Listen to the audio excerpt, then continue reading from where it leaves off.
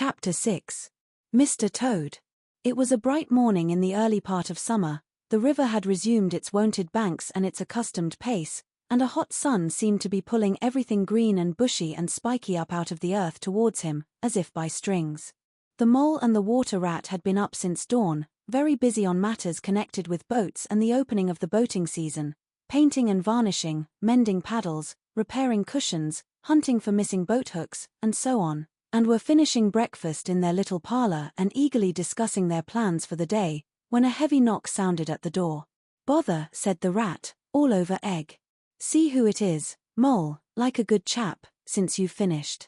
The mole went to attend the summons, and the rat heard him utter a cry of surprise. Then he flung the parlor door open, and announced with much importance, "Mr. Badger." This was a wonderful thing, indeed, that the badger should pay a formal call on them, or indeed on anybody. He generally had to be caught, if you wanted him badly, as he slipped quietly along a hedgerow of an early morning or a late evening, or else hunted up in his own house in the middle of the wood, which was a serious undertaking. The badger strode heavily into the room, and stood looking at the two animals with an expression full of seriousness. The rat let his egg spoon fall on the tablecloth, and sat open-mouthed. "The hour has come," said the badger at last with great solemnity. "What hour?" asked the rat uneasily, glancing at the clock on the mantelpiece. "Whose hour, you should rather say," replied the badger. "Why, Toad's hour. The hour of Toad. I said I would take him in hand as soon as the winter was well over, and I'm going to take him in hand today." "Toad's hour, of course," cried the mole delightedly. "Hooray! I remember now. We'll teach him to be a sensible Toad. This very morning," continued the badger, taking an armchair, "as I learnt last night from a trustworthy source, another new and exceptionally powerful motor car will arrive at Toad Hall on approval or return. At this very moment, perhaps, Toad is busy arraying himself in those singularly hideous habiliments so dear to him, which transform him from a, comparatively, good-looking toad into an object which throws any decent-minded animal that comes across it into a violent fit. We must be up and doing, ere it is too late. You two animals will accompany me instantly to Toad Hall, and the work of rescue shall be accomplished." "Right you are," cried the rat, starting up. "We'll rescue the poor unhappy animal. We'll convert him. He'll be the most converted toad that ever was before we've done with him." They set off up the road on their mission of mercy, Badger leading the way. Animals when in company walk in a proper and sensible manner, in single file, instead of sprawling all across the road and being of no use or support to each other in case of sudden trouble or danger. They reached the carriage drive of Toad Hall to find, as the badger had anticipated, a shiny new motor car, of great size, painted a bright red, Toad's favorite color, standing in front of the house. As they neared the door it was flung open, and Mr. Toad, arrayed in goggles, cap, gaiters, and enormous overcoat, came swaggering down the steps, drawing on his gauntleted gloves. "Hello. Come on, you fellows," he cried cheerfully on catching sight of them. "You're just in time to come with me for a jolly, for a jolly." His hearty accents faltered and fell away as he noticed the stern unbending look on the countenances of his silent friends, and his invitation remained unfinished. The badger strode up the steps. "Take him inside," he said sternly to his companions. Then, as Toad was hustled through the door, struggling and protesting, he turned to the chauffeur in charge of the new motor car. "I'm afraid you won't be wanted today," he said. "Mr. Toad has changed his mind. He will not require the car. Please understand that this is final. You needn't wait." Then he followed the others inside and shut the door. "Now then," he said to the toad, when the four of them stood together in the hall, "first of all, take those ridiculous things off." "Shan't," replied Toad, with great spirit. "What is the meaning of this gross outrage? I demand an instant explanation." "Take them off him, then, you two," ordered the badger briefly.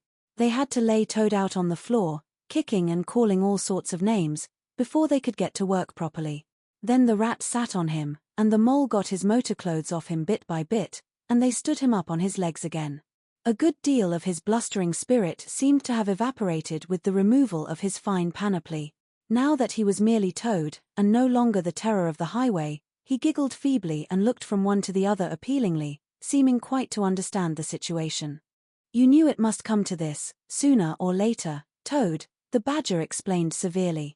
You've disregarded all the warnings we've given you, you've gone on squandering the money your father left you, and you're getting us animals a bad name in the district by your furious driving and your smashes and your rows with the police. Independence is all very well, but we animals never allow our friends to make fools of themselves beyond a certain limit, and that limit you've reached. Now, you're a good fellow in many respects, and I don't want to be too hard on you. I'll make one more effort to bring you to reason. You will come with me into the smoking room, and there you will hear some facts about yourself, and we'll see whether you come out of that room the same Toad that you went in. He took Toad firmly by the arm, led him into the smoking room, and closed the door behind them. That's no good, said the rat contemptuously. Talking to Toad'll never cure him. He'll say anything. They made themselves comfortable in armchairs and waited patiently. Through the closed door they could just hear the long continuous drone of the badger's voice, rising and falling in waves of oratory, and presently they noticed that the sermon began to be punctuated at intervals by long-drawn sobs, evidently proceeding from the bosom of Toad, who was a soft-hearted and affectionate fellow, very easily converted, for the time being, to any point of view.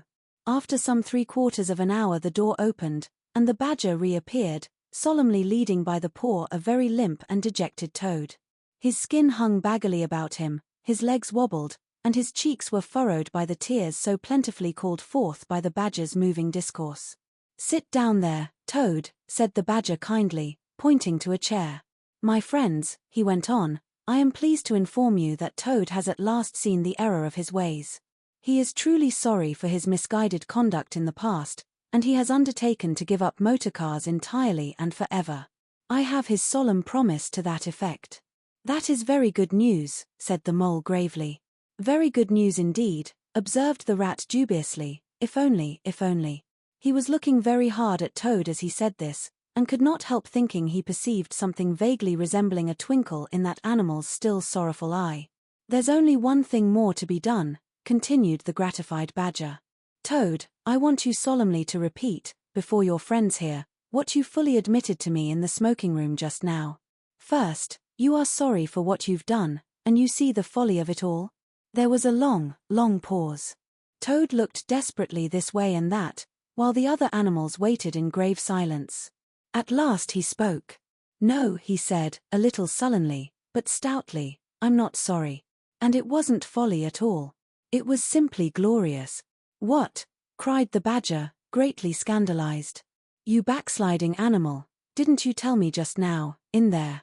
"Oh, yes, in there," said Toad impatiently. "I'd have said anything in there. You're so eloquent, dear badger, and so moving, and so convincing, and put all your points so frightfully well, you can do what you like with me in there, and you know it. But I've been searching my mind since, and going over things in it, and I find that I'm not a bit sorry or repentant really, so it's no earthly good saying I am, now, is it?" "Then you don't promise," said the badger, "never to touch a motor car again?" "Certainly not," replied Toad emphatically. "On the contrary, I faithfully promise that the very first motor car I see, poop, off I go in it." "Told you so, didn't I?" observed the rat to the mole. "Very well, then," said the badger firmly, rising to his feet. "Since you won't yield to persuasion, we'll try what force can do. I feared it would come to this all along. You've often asked us three to come and stay with you, Toad, in this handsome house of yours. Well, now we're going to. When we've converted you to a proper point of view we may quit, but not before. Take him upstairs, you two, and lock him up in his bedroom, while we arrange matters between ourselves. It's for your own good, Toady, you know," said the rat kindly, as Toad, kicking and struggling, was hauled up the stairs by his two faithful friends. "Think what fun we shall all have together, just as we used to, when you've quite got over this painful attack of yours. We'll take great care of everything for you till you're well, Toad," said the mole, "and we'll see your money isn't wasted, as it has been. No more of those regrettable incidents with the police, Toad," said the rat, as they thrust him into his bedroom. "And no more weeks in hospital, being ordered about by female nurses, Toad," added the mole, turning the key on him. They descended the stair, Toad shouting abuse at them through the keyhole, and the three friends then met in conference on the situation. "It's going to be a tedious business," said the badger, sighing. I've never seen Toad so determined. However, we will see it out. He must never be left an instant unguarded. We shall have to take it in turns to be with him, till the poison has worked itself out of his system. They arranged watches accordingly. Each animal took it in turns to sleep in Toad's room at night, and they divided the day up between them. At first Toad was undoubtedly very trying to his careful guardians. When his violent paroxysms possessed him, he would arrange bedroom chairs in rude resemblance of a motorcar and would crouch on the foremost of them, bent forward and staring fixedly ahead, making uncouth and ghastly noises, till the climax was reached, when, turning a complete somersault, he would lie prostrate amidst the ruins of the chairs, apparently completely satisfied for the moment. As time passed, however, these painful seizures grew gradually less frequent, and his friends strove to divert his mind into fresh channels. But his interest in other matters did not seem to revive, and he grew apparently languid and depressed. One fine morning the rat, whose turn it was to go on duty, went upstairs to relieve Badger, whom he found fidgeting to be off and stretch his legs in a long ramble round his wood and down his earths and burrows. Toad's still in bed, he told the rat, outside the door. Can't get much out of him, except, oh, leave him alone, he wants nothing, perhaps he'll be better presently, it may pass off in time, don't be unduly anxious, and so on. Now, you look out, rat. When Toad's quiet and submissive and playing at being the hero of a Sunday school prize, then he's at his artfulest. There's sure to be something up. I know him. Well, now, I must be off. How are you today, old chap? Inquired the rat cheerfully, as he approached Toad's bedside. He had to wait some minutes for an answer. At last a feeble voice replied, "Thank you so much, dear Ratty. So good of you to inquire. But first tell me how you are yourself, and the excellent Mole." "Oh, we're all right," replied the rat. "Mole," he added incautiously, "is going out for a run round with Badger. They'll be out till luncheon time, so you and I will spend a pleasant morning together, and I'll do my best to amuse you. Now jump up, there's a good fellow, and don't lie moping there on a fine morning like this." "Dear, kind rat," murmured Toad, "how little you realize my condition, and how very far I am from jumping up now, if ever. But do not trouble about me. I hate being a burden to my friends, and I do not expect to be one much longer. Indeed, I almost hope not." "Well, I hope not, too," said the rat heartily. "You've been a fine bother to us all this time, and I'm glad to hear it's going to stop. And in weather like this, and the boating season just beginning, it's too bad of you, Toad. It isn't the trouble we mind, but you're making us miss such an awful lot." "I'm afraid it is the trouble you mind, though," replied the Toad languidly. "I can quite understand it. It's natural enough. You're tired of bothering about me. I mustn't ask you to do anything further. I'm a nuisance, I know." "You are, indeed," said the rat. "But I tell you, I'd take any trouble on earth for you, if only you'd be a sensible animal." "If I thought that, Ratty," murmured Toad, more feebly than ever, "then I would beg you, for the last time, probably, to step round to the village as quickly as possible, even now it may be too late, and fetch the doctor. But don't you bother. It's only a trouble, and perhaps we may as well let things take their course." "Why, what do you want a doctor for?" inquired the rat, coming closer and examining him. He certainly lay very still and flat, and his voice was weaker and his manner much changed. "Surely you have noticed of late," murmured Toad. "But, no, why should you? Noticing things is only a trouble. Tomorrow, indeed, you may be saying to yourself, 'Oh, if only I had noticed sooner, if only I had done something.' But no, it's a trouble. Never mind, forget that I asked."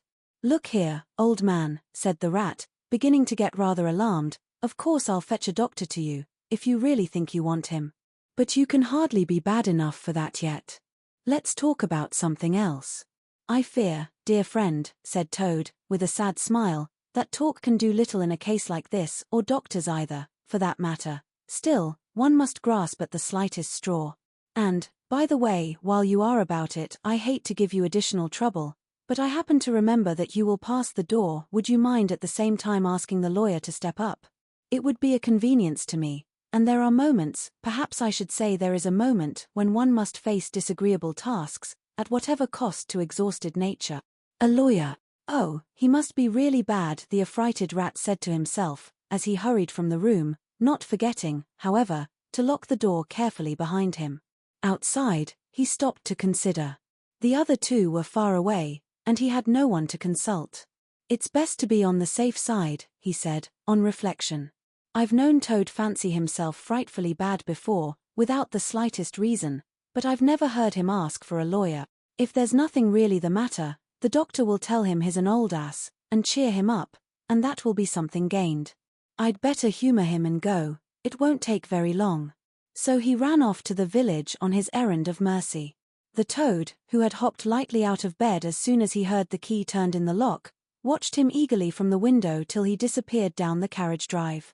Then, laughing heartily, he dressed as quickly as possible in the smartest suit he could lay hands on at the moment, filled his pockets with cash which he took from a small drawer in the dressing table, and next, knotting the sheets from his bed together and tying one end of the improvised rope round the central mullion of the handsome Tudor window which formed such a feature of his bedroom, he scrambled out, slid lightly to the ground, and, taking the opposite direction to the rat, marched off.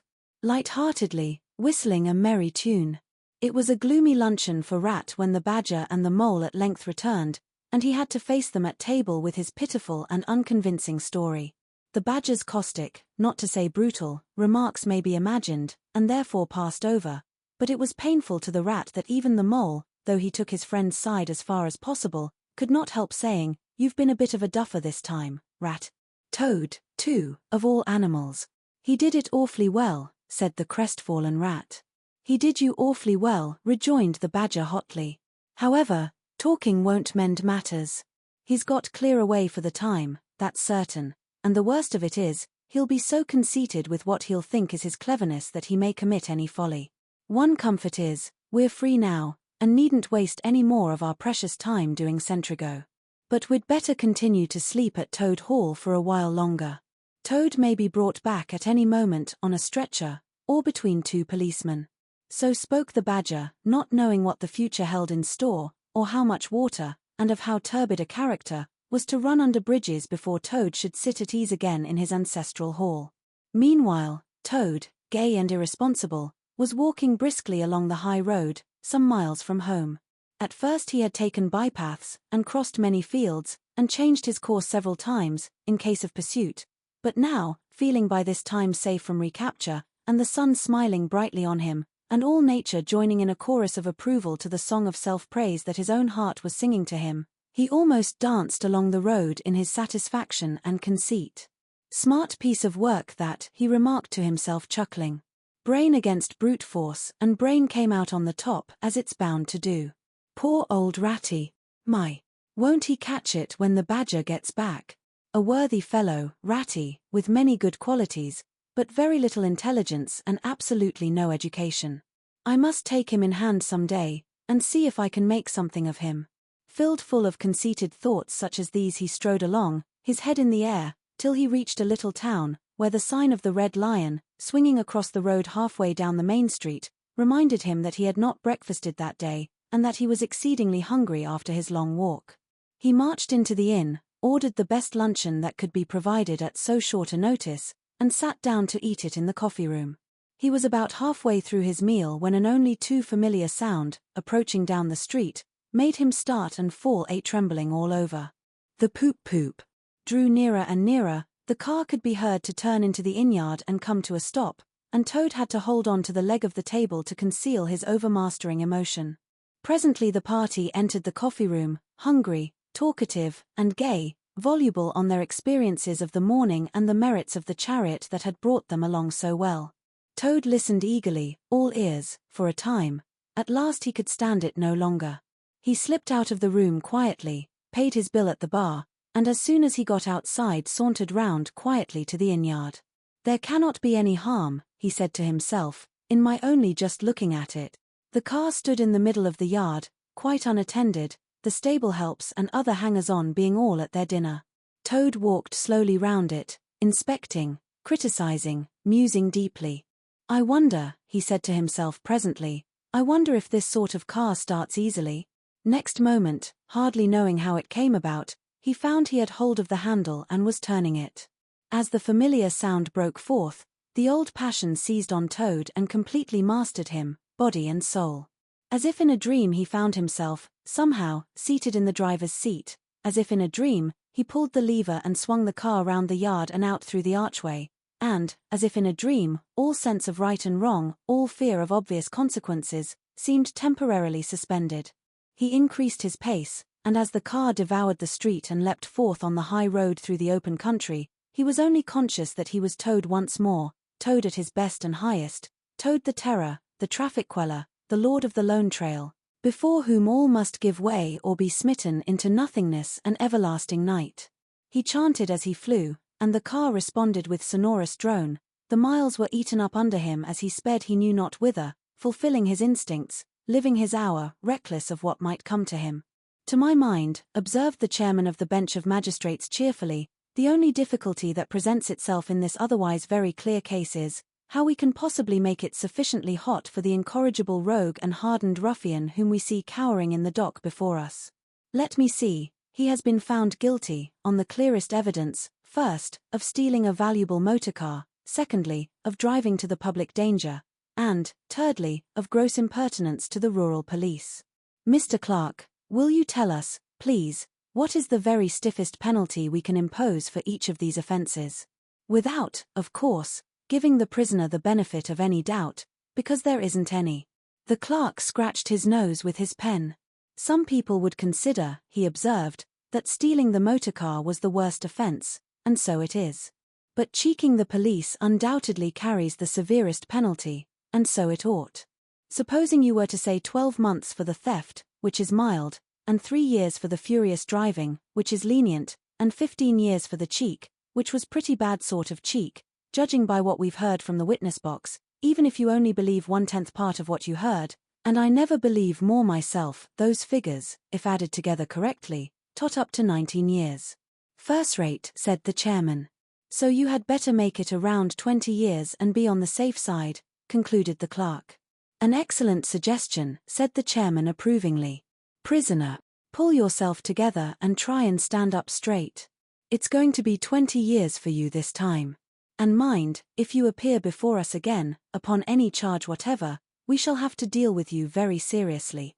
Then the brutal minions of the law fell upon the hapless Toad, loaded him with chains, and dragged him from the courthouse, shrieking, praying, protesting, across the marketplace, where the playful populace, always as severe upon detected crime as they are sympathetic and helpful when one is merely wanted, assailed him with jeers, carrots, and popular catchwords, past hooting school children, their innocent faces lit up with the pleasure they ever derive from the sight of a gentleman in difficulties, across the hollow-sounding drawbridge, below the spiky portcullis, under the frowning archway of the grim old castle, whose ancient towers soared high overhead, past guardrooms full of grinning soldiery off duty, past sentries who coughed in a horrid, sarcastic way, because that is as much as a sentry on his post dare do to show his contempt and abhorrence of crime, up time-worn winding stairs, past men-at-arms in casquette and corselet of steel, darting threatening looks through their vizards, across courtyards, where mastiffs strained at their leash and pawed the air to get at him,